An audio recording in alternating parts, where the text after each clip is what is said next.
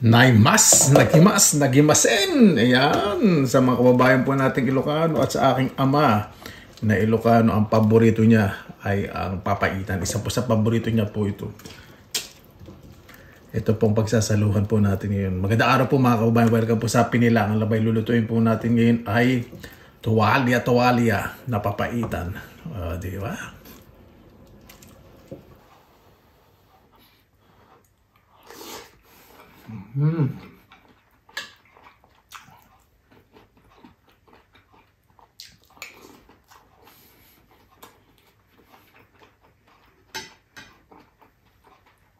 Lambot po, sarap.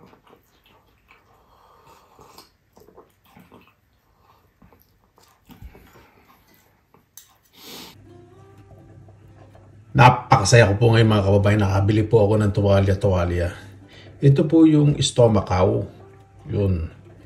Malinis na malinis at hinugasan ko pong mabuti. Pero pakukulan ko pa po yan sa luya bago natin gawing papaitan. Yan. Lagay po natin yung luya po sa ilalim. Ganyan. Yung hiwa. Para pag gumulo, kumakatas po agad yung flavor. Pampalis po yan lang sa tuwalya. Ang ganda po nabili ko nitong tuwalya. Grabe. Siyempre hindi ko naman po gagawin itong papaitan lahat. Pakukulaan ko po at lalagay ko sa freezer yung iba para sa goto, sa lugaw, sa kare-kare. O, di ba? Lalagay po tayo ng asin.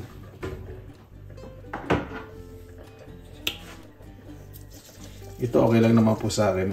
Medyo maraming asin kasi pag napakuluan po yan, huhugasan ko po yan. Ayoko po kasi ng maamoy. Alam niyo naman po yung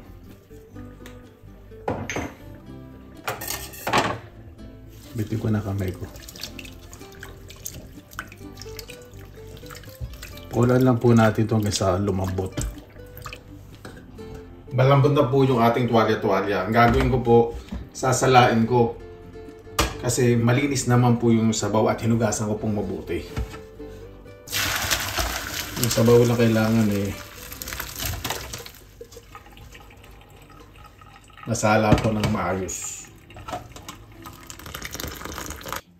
Ang papaitan po talaga ay isa po sa pinaka masarap na delicacies sa norte, sa Pilipinas. Ang father ko po Ilocano, paborito niya po ito. Naku. Lagay po tayo ng mantika. Wag naman po masyadong marami. Yung tamang panggisa lang.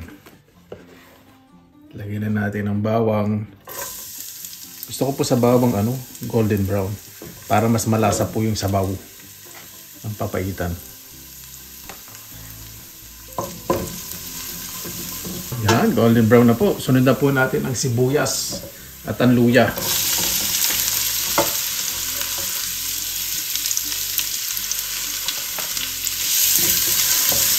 Gisan niyo pong mabuti yung luya, yung umaamoy. Iba medyo gino-golden brown nila. Mas masarap po yun. Ako gusto ko po yung medyo nagkakaramelize. Yung slightly golden brown. Ayan. Medyo slightly golden brown na rin po yung ating luya. Ayan po yung masarap kapag may sabaw na po yung papaitan at lumulutang po ito, di ba? Mas masarap tingnan. Sunod na po natin ang ating tuwalya. Hindi ko po luluto lahat. Nagtabi po para sa ibang potahe dahil napakamahal din po nito rito. Lalo na pag malinis. Isa po natin ng maayos. Gisa natin ng maayos, lagay na po natin yung sabaw. Yung tining, wag nyo po isasama. Ibig sabihin, nasa ilalim na may itim-itim. Yan lang pong malinis na parte. Okay. Medyo halu-haluin natin. Ang papaitan po, depende po sa lugar kung maraming sabaw o konti sabaw. Sa iba po, maraming sabaw. Father ko po, gusto niya maraming sabaw. Lagay na po tayo ng konting asin. Magdadagdag pa po ako ng konting tubig mamaya. Konting paminta.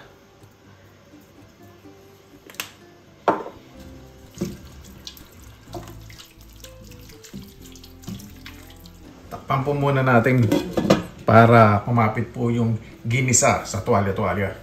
Yung lasa. Ayan, kuluan na po. Lalagay pa po ako ng konting tubig. Kung maglalagay po kayo, mainit na yung bagong kulo. Para hindi na kayo maghihintay magpakulo, sayang kuryente. Baka masabunutan pa kayo ng ina nyo. Ang nanay ko, kapag may dekuryente regalo sa kanya, hindi ginagamit eh. Inisip niya agad yung bayad sa kuryente. Love you, Nay. Ilang ba na lang, nakalahad na naman kayo. Kasi na ba tayo? Alay ko na po itong sili. At meron po ako dito, syempre, ang pampait po, di ba? Meron po ako dito papaitan mix. Alay ko po itong kalahating pakete lang. Kaya ko ng isa.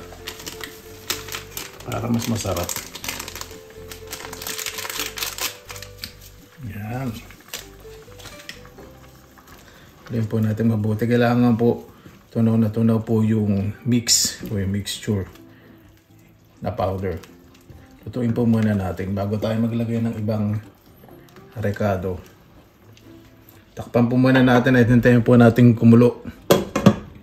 Tikman natin kung okay po yung pait. Ipan po natin para malasahan natin yung tamang lasa. Tama-tama lang po yung sa akin pait. Hindi po siya masyadong mapait. Yung pait po niya, parang yung bagong marites na bago pa lang umaarangkada sa harap ng mga tindahan. Ganun. Hindi pa masyadong mapait. O, di ba? Yan. Lalagyan na po ako ng pang-asim.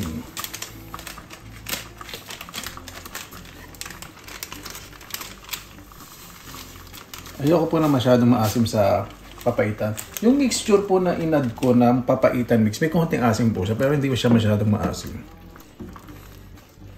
Tama-tama lang po. Ayan. Nagdagdag po ako ng murang sibuyas. Siya na po. Hindi ko na napakita. Kala ko naka-video. Naka-picture pala.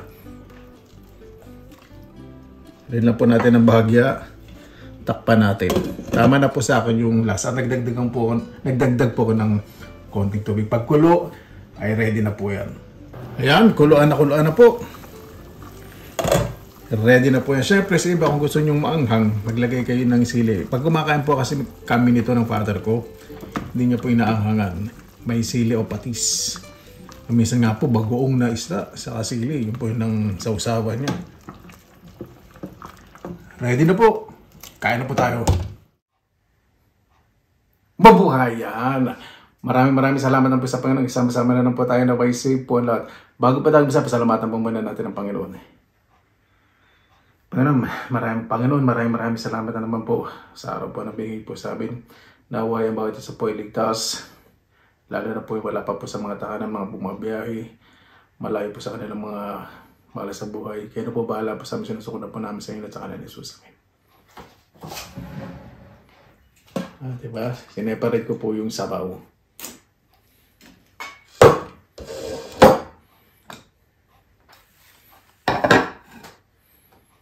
Tikman na tayong kanin. Pero din po ako ditong patis na may sili. Sa papaitan po talaga ayoko po na masyadong maasim. Ayoko na masyadong mapait. Siyempre ayoko po na masyadong maalat. Kasi hinihigop ko po yung sabaw po yan.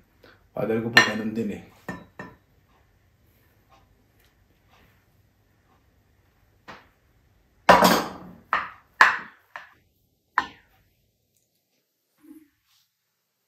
Basta natin bagay itong kanin. Dahil meron tayo dito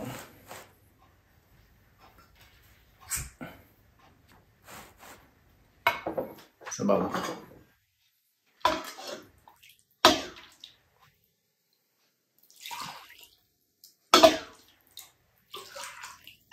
Oops, excuse me.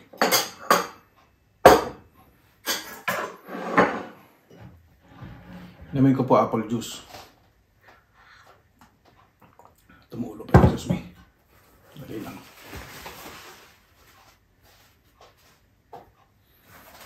Kutsara tinidor po tayo. Pag kumakain po kang papaitan, gusto ko po talaga kutsara tinidor.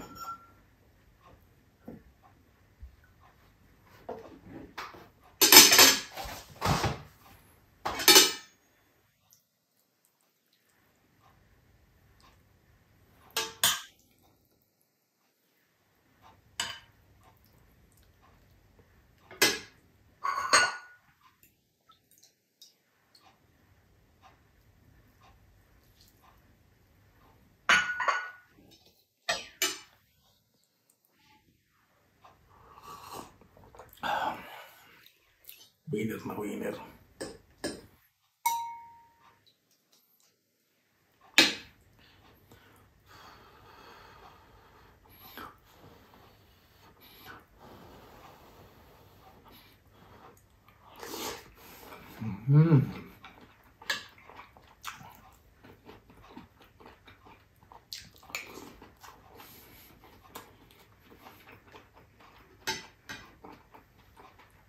Lambot po, sarap.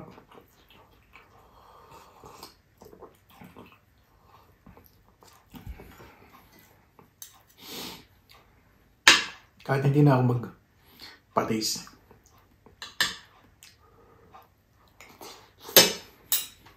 Sili na lang daw.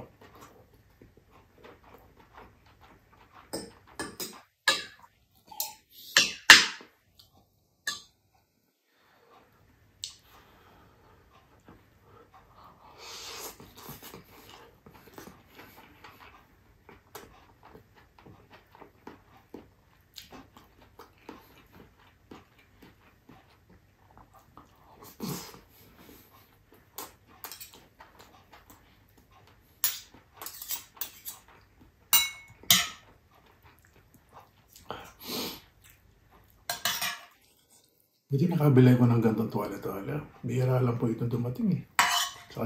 Sa meat shop ko, hindi sila nagbibenta ng ganito. Frozen po ito na nabili ko, tapos malinis na. Kasi yung regulation po dito, napaka-higpit, lalo na sa mga pagkain. Kailangan safe lahat. Malinis.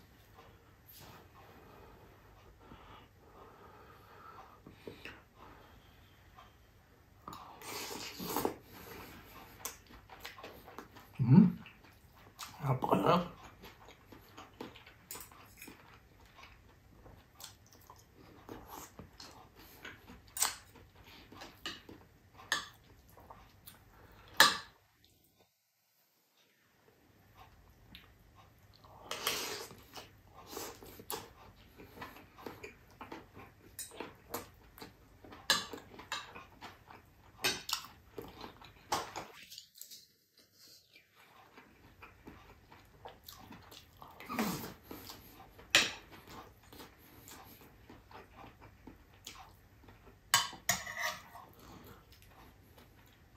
Yun po.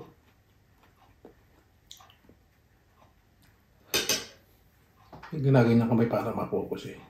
Gumagana kaya.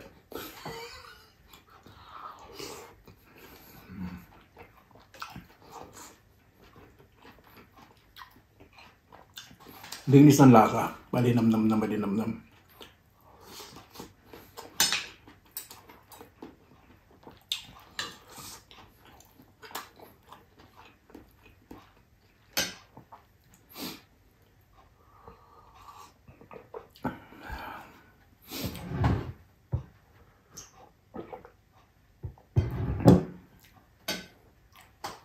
Make sure para may sili kasi may nararamdam po akong anghang hindi sa luya para doon sa papaitan mix.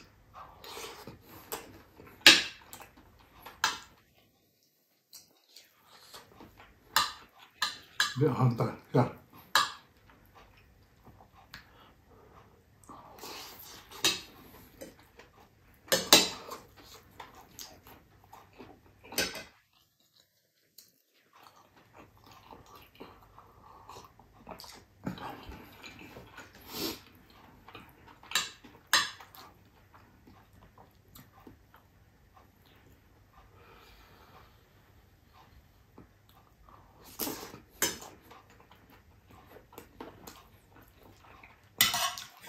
Ganito po kakainin po ninyo, hindi mo malambot. Malinam, malinis, masarap. Yung nag-enjoy talaga kayo.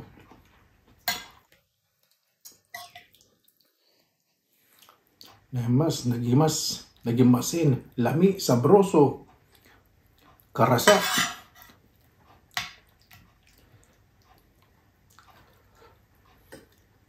Manyaman.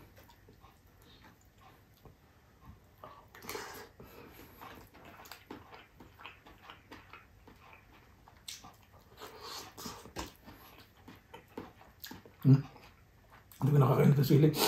Manghang. May Minsan, mas may sobrang ang minsan. Kasi medyo maangang na rin yung ano eh. Papaitan. Sa mix nga, papaitan mix. Oh. Pero tama lang po. Yung mix.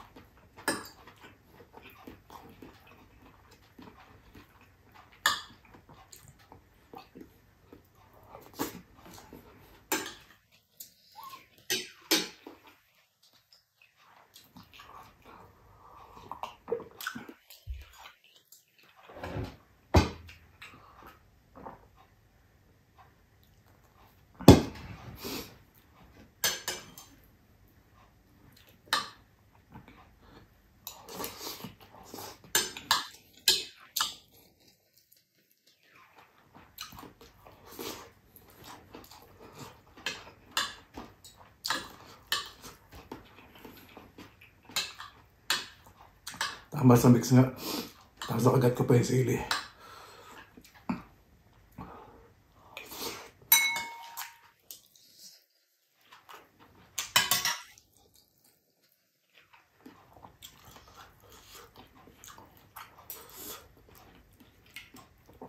Pag nakita po kung tuwali-tuwali ganito, inisip ko agad, goto. Yung may paano luga po goto, saka papaitan o kaya kare-kare.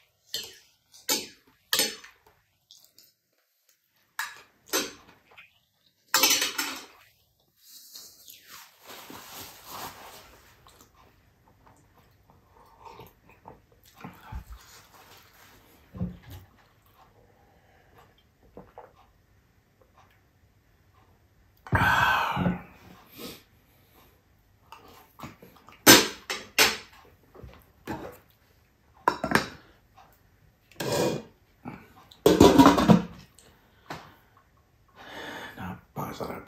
Nakakamiss talaga yung ganito. Kailan kaya ulit makabili ng gantong tuwalya-tuwalya.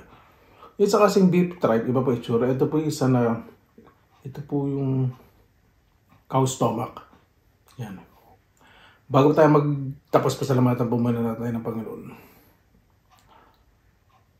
Panginoon, maraming salamat po sa biyaya binigyan po sa amin sa araw po na ito. Ibibigay na po yung bawat isa po ay mas maging mabuti po sa kapwa. Napakasarap po kumilos na puro kabutihan po ang laman ng puso at isipan. Napakaganda po ito may dudulot sa mga bata, pamayanan at sa buong mundo, Panginoon. Kaya na po bahala po sa amin, sinusuko na po namin sa inyo lahat sa ngalan ni Jesus. Amen. Paano po? Maraming salamat po sa inyong oras na ilan sa pinilangan lakbay. Basta lagi po tayong positive vibes, good vibes. God bless. Ingat po lagi, magandang araw. Laban lang!